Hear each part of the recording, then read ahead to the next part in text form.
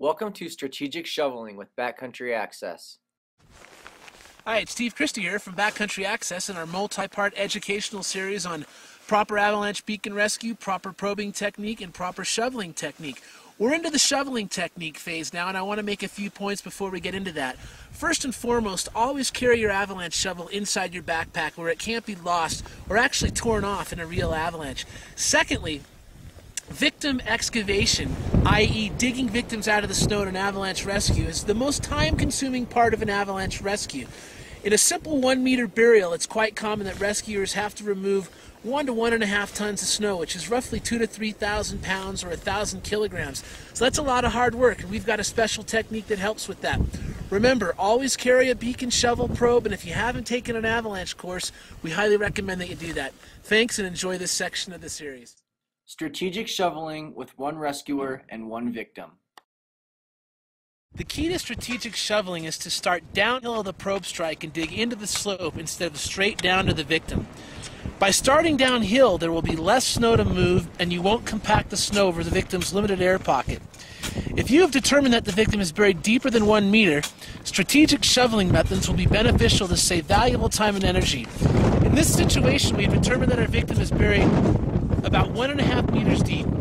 For maximum efficiency, you want to make your hole about a wingspan wide, drop to your knees, and begin shoveling 1.5 times the burial depth downhill of the probe. Start by moving the snow out the sides of your hole. This preserves the downhill side of the hole from accumulating too deeply. If you can paddle the snow out of the way, that's a nice effective way to save some energy. If the snow is more dense, you may have to chop it and scoop it out. As you can see, excavation with only 1 rescuer is very time consuming. Get educated and practice to ensure a live recovery. When the snow surface rises above your waist, start moving the snow downhill out the end of your hole. Attempt to get at the victim's face as soon as possible. When you get to the victim, make sure to uncover their head and chest immediately to establish an airway. It's not necessary to dig the entire hole to the depth of the victim. It may be necessary to administer CPR if the victim is unconscious. Remember, a companion rescue is the victim's best chance for survival. Only leave the scene to go for help if there is a surplus of manpower or the victim has been excavated. Yay! Strategic shoveling with 2 rescuers and 1 victim. If you have more than 1 shoveler, then the chances of making a live recovery are much greater since the excavation will go much faster.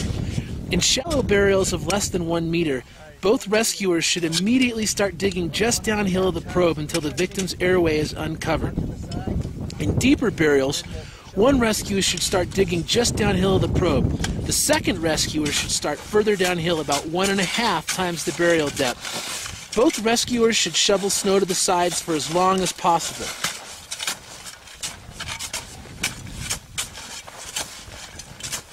Once it becomes necessary to lift the snow above your waist, then start shoveling it downhill. The downhill rescuer can then clear snow from the hole to maintain plenty of working room and a clear exit for moving and treating the buried victim. If the victim is unconscious and not breathing when you reach them, the first thing you want to do is clear their airway. Hey, can you give them the rescue breath? Woo! By becoming familiar with strategic shoveling techniques, you are increasing your group's chance for survival. All right. Notice that with 2 shovelers, the excavation time went very quickly, and there's plenty of room to work with the victim and treat him if necessary. Well, as you can see, shoveling is the hardest part and most time-consuming part of an avalanche rescue. Just a few points to remember. If the victim's buried less than 1 meter, just start digging and go for them. If they're buried more than 1 meter deep, back off 1.5 times the burial depth and dig into them. We saw examples today with a single shoveler and 2 shovelers. What if you have 3 or more? Well, you can split up your manpower between the front and the back and rotate people in to keep the strength going. Remember, always carry a beacon, probe, and shovel in the backcountry. And if you haven't taken an avalanche course, we highly encourage you to do so. Thanks for watching.